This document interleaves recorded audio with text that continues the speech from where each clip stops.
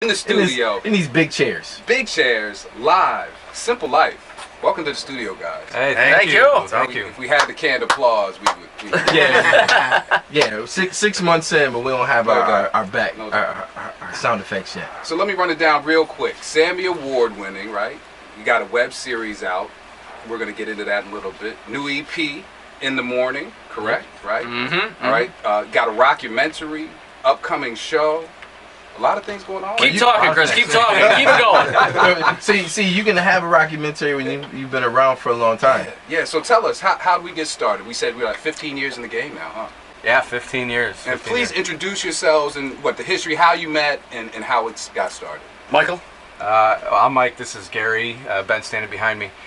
Ben and I went to high school together.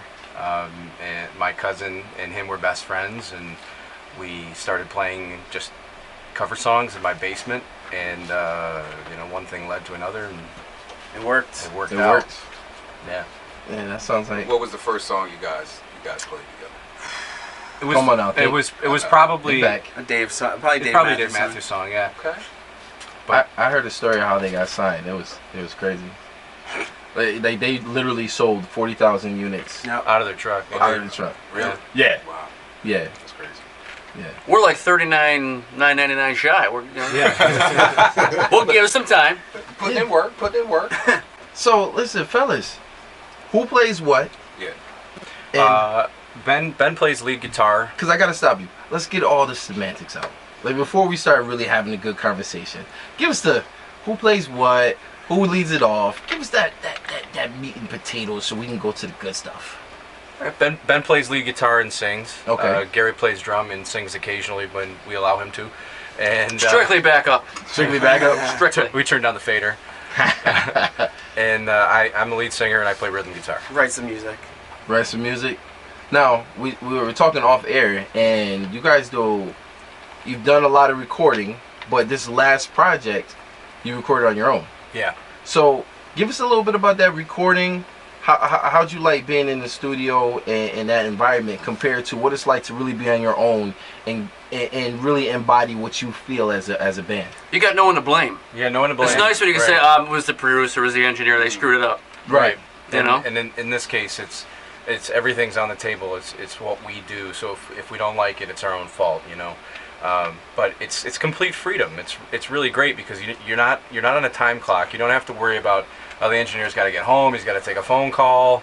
You know, you don't know how to run their stuff, so you got to wait and sit around. But at the same time, that can be a kiss of death too, because when are you ever going to get anything done? You don't have a deadline. We had no deadline because we didn't have a budget because we're doing it on our own. As opposed to if you got a couple grand to go and record an album, you say we got this many hours, we got to get it done. Right. So Ben, this sounds like you are the reel it in, the business, or is it you all kind of I go don't back know. and do some creative? Well, that's probably why it took us almost 10 years Oh, right. from our second album to this EP because we Yeah. didn't have anything putting True. a deadline on us. sure. You know? We've always been writing, and I've been doing demos and stuff. But we finally built a studio, and we started putting together some new songs. And at one point, I was like, "Hey, guys, we got to put a deadline on it because if we don't put a deadline on it, it's never going to happen." We had the perfect opportunity. We had this 10-year reunion show from the release date of our first album, which was the Sammy Award-winning album.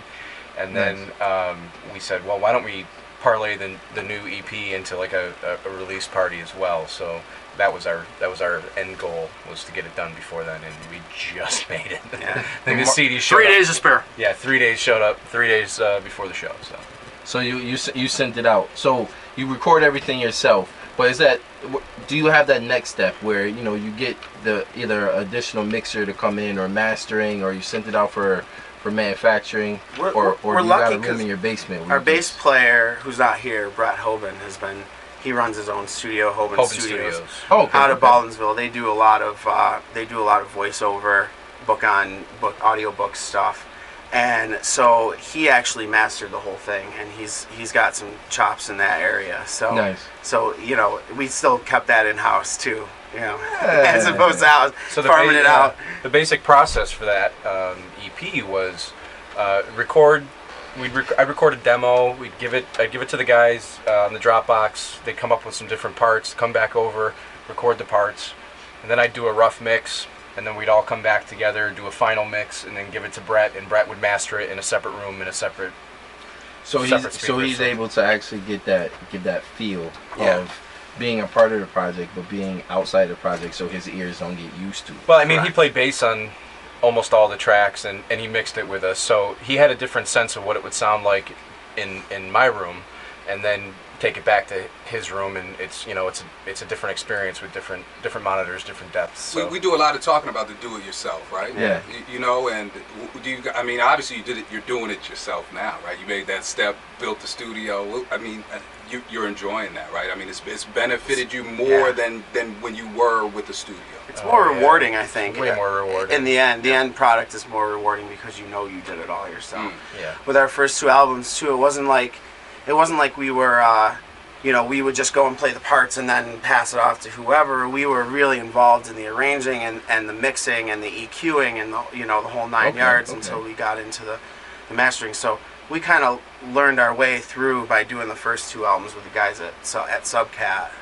There you go. So So tell us about this. I mean, we're talking about mixing and mastering. Tell us about the single, because we're going to get into it here, right? Burning on the Outside.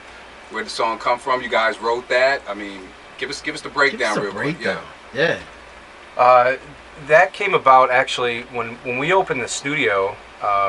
The big goal was we wanted to get some clients, So we've known Dusty Pascal for a very long time.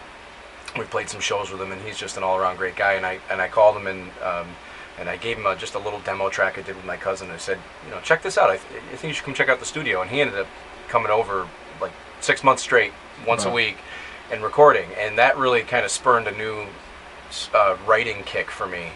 And so Ben's family and my family and a bunch of other people, we went on vacation to the Outer Banks last year, and I wrote this song, Burning on the Outside, right before that.